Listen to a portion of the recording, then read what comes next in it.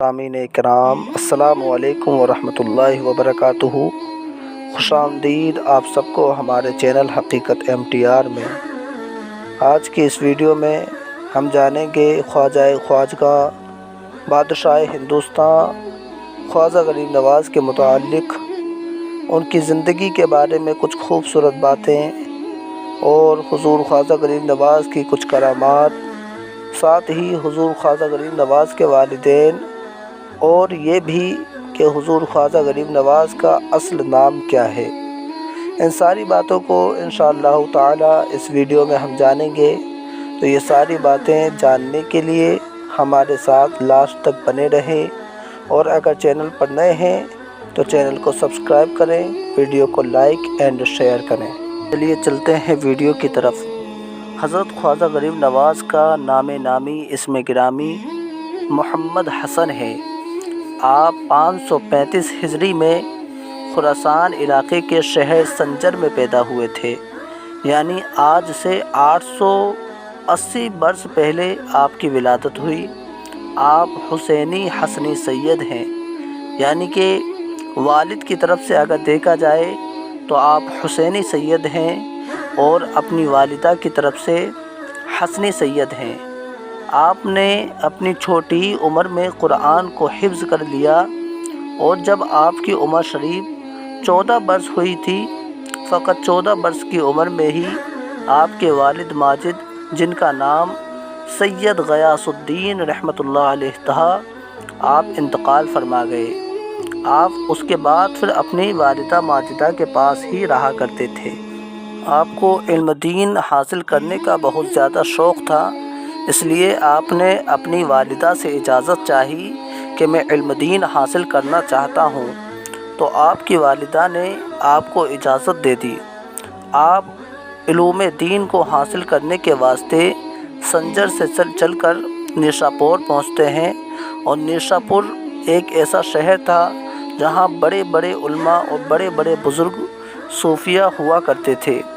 جب آپ نیشاپور گئے تو وہاں سید حسام الدین بخاری رحمۃ اللہ علیہ تھے، جو اپنے وقت کے بہت بڑے محدث اور مفسر اور فقیہ بھی تھے۔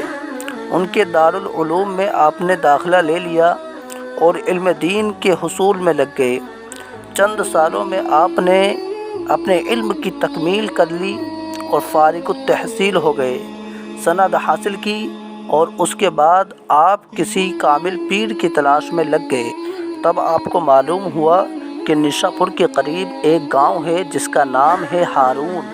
اس گاؤں میں قطب الاقطاب حضرت خواجہ عثمان ہارونی رحمۃ اللہ علیہ تشریف رکھتے ہیں، جو اپنے وقت کے بڑے قطب الاقطاب اور ولی تھے۔ حضرت خواجہ اجمیری رحمۃ اللہ علیہ ان کی خدمت میں حاضر ہوئے۔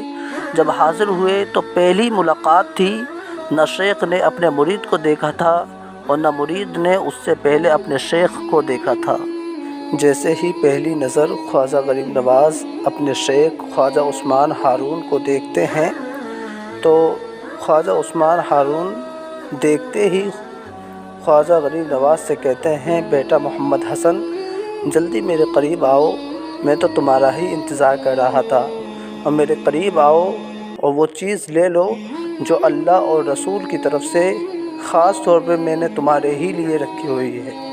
اس کے بعد آپ کے شیخ آپ کو ایک حجرہ دیتے ہیں، جس میں آپ عبادت و ریاضت میں لگ جاتے ہیں اور اللہ کی عبادت کرتے ہیں، نمازیں ادا کرتے ہیں، نوافل پڑھا کرتے ہیں، اور اتنی عبادت کرتے ہیں کہ ایک وقت وہ آ جاتا ہے کہ جب آپ کے شیخ خواجہ عثمان ہارون جب آپ سے پوچھتے ہیں، بیٹا محمد حسن، ذرا زمین کی طرف دیکھو، تم کو کیا دکھائی دیتا ہے، اور آسمان کی طرف بھی دیکھو، تم کو کیا دکھائی دیتا ہے؟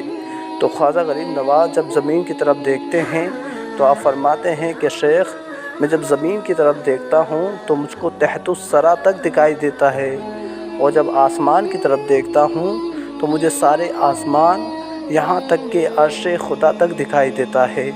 یہ آپ کی ایک کرامت بھی تھی، اور آپ کے شیخ کا آپ کے اوپر کرم بھی تھا۔ اس کے بعد آپ کے شیخ آپ کو خلافت عطا فرماتے ہیں اور کہتے ہیں کہ جاؤ بیٹا، مدینے جاؤ اور وہاں سے اپنی ڈیوٹی لگواؤ۔ حضور خواجہ غریب نواز پھر مدینے کے لیے روانہ ہوتے ہیں۔ مدینہ پہنچتے ہیں اور قریب 6 مہینے تک آپ وہیں رہتے ہیں۔ اس کے بعد نبی کریم صلی اللہ تعالیٰ علیہ وسلم حضور خواجہ غریب نواز کو اپنا دیدار عطا فرماتے ہیں۔ آپ کی قسمت جاگتی ہے، آقا کا دیدار کرتے ہیں۔ میرے آقا تب حضور خواجہ غریب نواز سے کہتے ہیں کہ بیٹا محمد حسن، تم معین الدین ہو، یعنی کہ تم دین کے مددگار ہو۔ یہ جو لقب آج جس لقب سے ہم خواجہ غریب نواز کو یاد کرتے ہیں، یہ لقب خود میرے آقا نے حضور خواجہ غریب نواز کو عطا فرمایا تھا کہ معین الدین، یعنی کہ دین کا مددگار۔ اس کے بعد میرے آقا حضور خواجہ غریب نواز کو حکم دیتے ہیں کہ بیٹا محمد حسن، جاؤ ہندوستان کی سرزمین پر جاؤ اور وہاں جانے کے بعد اسلام کی تبلیغ کرو، بھٹکے ہوئے لوگوں کو اسلام کی طرف دعوت دو اور ایک خدا کے لیے سجدہ کرنے کا حکم دو۔ تب آپ ہندوستان کے لیے روانہ ہوتے ہیں اور ہندوستان تشریف لاتے ہیں۔ اسی طریقے سے ہندوستان تشریف لانے کے بعد آپ اسلام کی تبلیغ شروع کرتے ہیں اور لوگوں کو ایک خدا کی طرف آنے کی دعوت دیتے ہیں۔ آپ کی دعوت ہی سے ہندوستان میں لاکھوں لوگوں نے کلمہ پڑھ کے مشرف باسلام ہو گئے، اور آج جو مسلمان ہندوستان میں موجود ہیں یہ حضور خواجہ غریب نواز کی ہی بدولت ہے کہ اگر آپ تشریف نہ لاتے تو پتہ نہیں ہماری پیشانیاں کہاں کہاں زمین پر ٹک رہی ہوتیں۔ اگر آپ کی عمر شریف کی بات کریں تو آپ کی عمر شریف قریب 98 سال ہوئی تھی۔